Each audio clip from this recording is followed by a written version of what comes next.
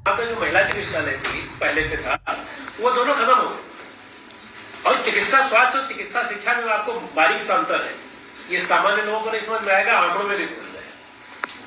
आंकड़े तो बताएंगे हमने मेडिकल कॉलेज में हुआ ये कि चिकित्सा स्वास्थ्य जो है वो कल्याणकारी डिपार्टमेंट है। हम हर चीज फ्री दे रहे हैं जनता को। हम ₹1 के पर्चे पे उसका ईसीजी भी फ्री करते हैं, ₹1 के पर्चे पे उसका अल्ट्रासाउंड भी कर रहे हैं, हम ₹1 के पर्चे पे उसको एक्सरे भी फ्री कर रहे हैं, और सारी दवाएं और सारी भर्ती सब कुछ निःशुल्क है।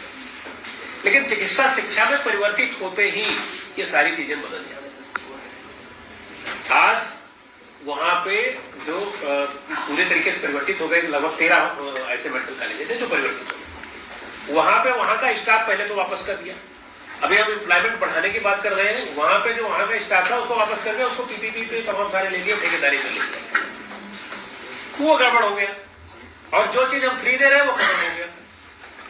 तो हम ये नहीं कहते, अभी आप कह रहे थे कि भाई गवर्नमेंट को पैसा भी चाहिए, लेकिन 2 डिपार्टमेंट ऐसे होते हैं जहां तक मेरी नॉलेज है, आप लोग ज्यादा बेटर समझेंगे, सही कह रहे हैं, कि कल्याणकारी जो सरकार होती है उसको कम से कम चिकित्सा और शिक्षा,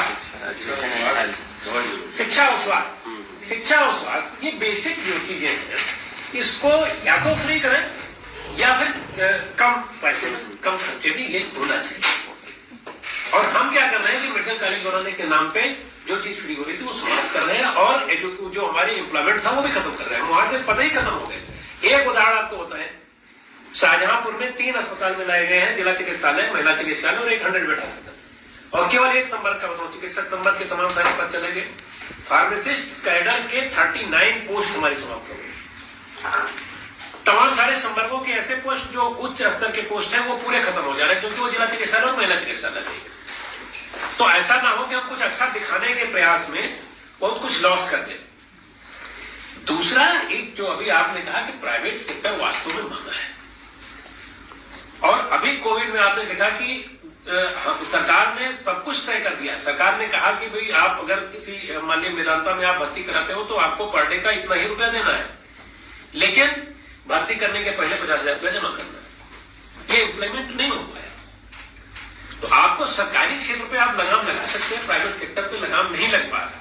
तो इसलिए सरकारी सेक्टर को मजबूत करने की जरूरत, मैंने पहले भी निवेदन किया था इस चीज का, कि सरकारी सेक्टर को मजबूत करने की जरूरत है, पीएसयूज बनाने की जरूरत है। हम जितने सरकारी सेक्टर को मजबूत करेंगे उतना देश का विकास होगा। हो सकता थोड़ा सा टाइम बाद दिखे। अभी आप कह रहे थे कि यूथ की समस्या इसने उठाई, बच्चे ने, मैडम ने भी कही।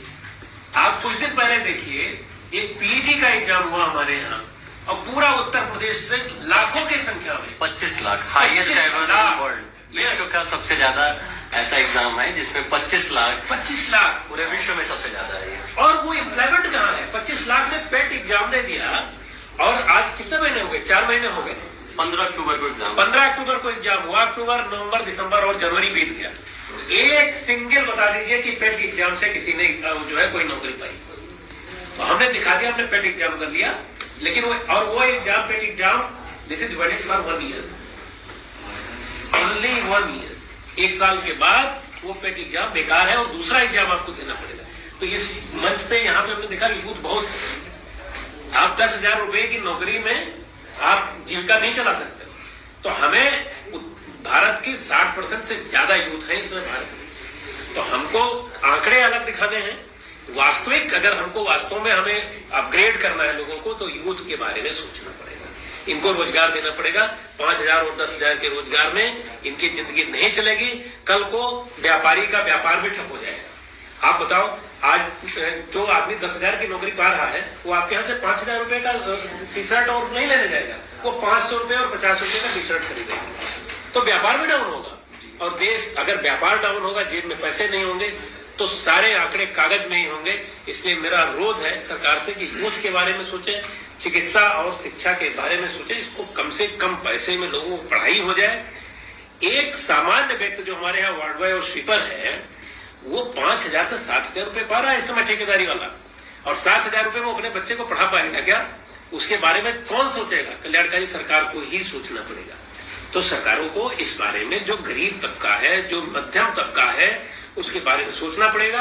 अन्यथा 10 साल 15 साल के बाद स्थितियां बहुत भयावह होंगी। इसलिए बजट कल्याणकारी बजट होना चाहिए, डेवलपमेंट भी होना चाहिए, लेकिन जो व्यक्ति इस देश की रीढ़ है, 60% लोग युवा हैं, उनके बारे में सोचना पड़ेगा। तो युवाओं के बारे में सोचना रहेगा और युवाओं के बारे में सोचने के बाद ही जो है वो देश जो है वो आगे की ओर बढ़ेगा। मैम आपसे भी मैं जानना चाहूंगा कि आखिरकार आपको क्या लगता है कि कितना महत्वपूर्ण ये बजट है और कैसे आप कहेंगे कि आगे किस